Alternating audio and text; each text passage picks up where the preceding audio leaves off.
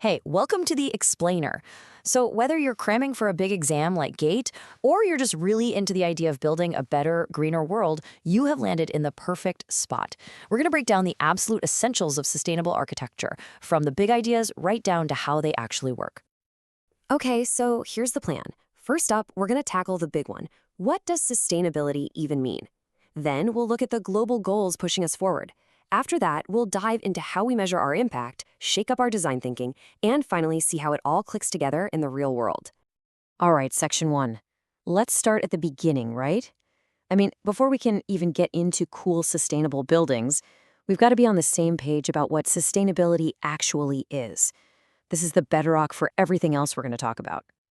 And here it is. This is the definition. If you're studying for an exam, this quote from the Brundtland Commission is one you absolutely need to know. The whole idea is about balance, right? It's about meeting our needs today, but not in a way that messes things up for future generations. It's making sure we don't mortgage their future to pay for our present. So, how do we actually achieve that balance? Well, think of it like a three-legged stool. You've got the social, the environmental, and the economic pillars. For sustainability to really work, all three have to be strong. If you neglect one, say the environment, the whole thing just topples over. You really can't have lasting prosperity without all three working together in harmony. Okay, moving on, we've got our definition locked down. But so what? How does this big idea actually turn into action on a global scale? Because these aren't just, nice thoughts. These are the actual principles driving policy all around the world. Yeah, so the way we've tackled this globally has definitely changed over time. Back in the 2000s, we had the 8 Millennium Development Goals, the MDGs. They were pretty focused. But now, we've leveled up to the 17 Sustainable Development Goals, the SDGs. The big difference? The SDGs are way more comprehensive, and they're all linked together. The world finally realized, hey, you can't fix the climate without also tackling poverty and inequality. It's all one big puzzle. Of course, these huge global goals don't mean much unless you can make them work on a local level. And this is such a cool example of that. In India, they've kind of translated the SDGs into these 4 core principles. Whatever the solution is, it has to be sahaj, or easy to use. Sasta, economical, sundar, beautiful, and sanskritic, culturally a good fit. It's just a perfect way to show how you take a big global idea and make it real and relevant for people right where they live. All right, next up, we've got the what and the why. Now, let's get into the how. How do we actually know if we're making a difference? How do we measure the footprint we're leaving on the planet? Let's check out some of the key ways we do that. Okay, one of the biggest ideas, especially for businesses, is this thing called the triple bottom line. You might have heard it called the 3 Ps: people, planet, and profit. It totally flips the old script that a company's success is just about making money. Instead, it says, hold on a second, a truly successful company has to be good for people and the planet, too. It basically redefines what success even looks like. Then there's the IPAT framework. It looks kind of like a science formula, but it's actually super simple and really powerful. It says our total environmental impact, that's the I, is basically a result of 3 things multiplied together: population, affluence, which is really just a fancy word for how much stuff we all consume, and technology. So if we want to lower our impact, this formula tells us exactly where to look. Now, this next one really brings it home: the ecological footprint. This concept makes it personal. It asks a pretty simple question: how much of planet Earth does your lifestyle require? It literally calculates how much land and water is needed to create everything you use and to soak up all the waste you produce. It's a pretty eye-opening way to see your own personal impact, for sure. And what happens when you add up everybody's footprint all together? Well, you get this really stark number: Earth Overshoot Day. For 2023, it was August 2nd. Think about that. That's the day humanity officially used up a whole year's worth of the Earth's resources. Everything after August 2nd, we were basically running on a credit card, borrowing from future generations. So clearly, the challenges are massive, and you can't solve massive problems with small tweaks. We need a complete, fundamental shift in how we think about, well, everything.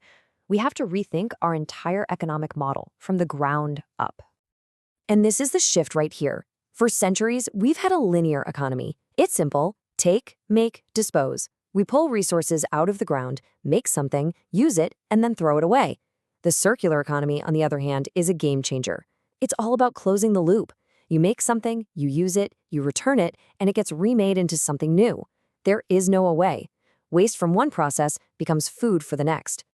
And the mantra for this whole circular idea is probably one you've heard before: reduce, reuse, recycle. But the order here is everything. It's a hierarchy. The absolute best thing you can do is just reduce, use less stuff to begin with. The next best is to reuse what you have. And only then, as a last resort, do you recycle the materials. It's a simple idea, but it's incredibly powerful. Now, you can't just guess your way into a circular economy. You need hard data. You need to know, okay, where are the real environmental hotspots in this product's life? And that's where something called a life cycle assessment, or LCA, comes in. It's basically a deep dive investigation into a product's entire journey, from the very beginning, the cradle, all the way to the end, the grave. It's the only way to see the whole story. And you can actually do these LCAs in a few different ways. Cradle to grave is the whole shebang, start to finish. Cradle to gate just looks at the impact up until the product is ready to be sold. But the really exciting one, the holy grail, is cradle to cradle. The goal here is to design things so there is no grave. Everything either goes back to nature safely or becomes a resource for another industrial process. Pretty amazing, right? Okay, we've been talking about a lot of big ideas and frameworks. So let's bring it back down to earth. What does all of this actually look like when the rubber hits the road? Let's see how these principles shape the world we live in, our actual physical infrastructure. So a really helpful way to see our world is to break down our infrastructure into three colors. You've got gray infrastructure, that's the stuff we're all used to seeing. Roads, dams, bridges. Then you have blue infrastructure, which is all about water, rivers, wetlands, that kind of thing. And finally, green infrastructure, which is where we use nature itself, parks, green roofs, to do jobs that gray infrastructure used to do. And the smartest projects don't just pick one, they actually blend these together. Take the High Line in New York City. It's a brilliant example. They took a piece of old, abandoned gray infrastructure, a railway line, and turned it into this incredible green park. So now, it's not just a cool place to hang out, it's also helping with biodiversity and managing rainwater. That's a huge win-win. And this whole idea of using nature as a tool isn't just for cities, it scales way up. We're talking about in situ conservation, which just means protecting species right where they live in their natural homes. This is the whole point of things like national parks and biosphere reserves.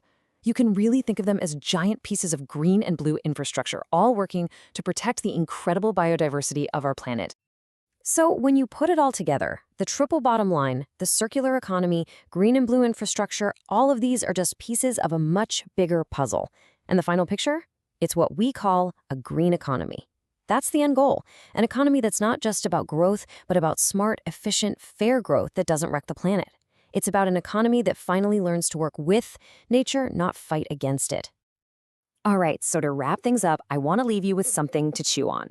We've gone through the core ideas, the global goals, and all these amazing tools we have at our disposal. So with all that in mind, I want to ask you, what do you think is the single biggest roadblock, the one thing holding us back from making a truly circular economy happen right where you live?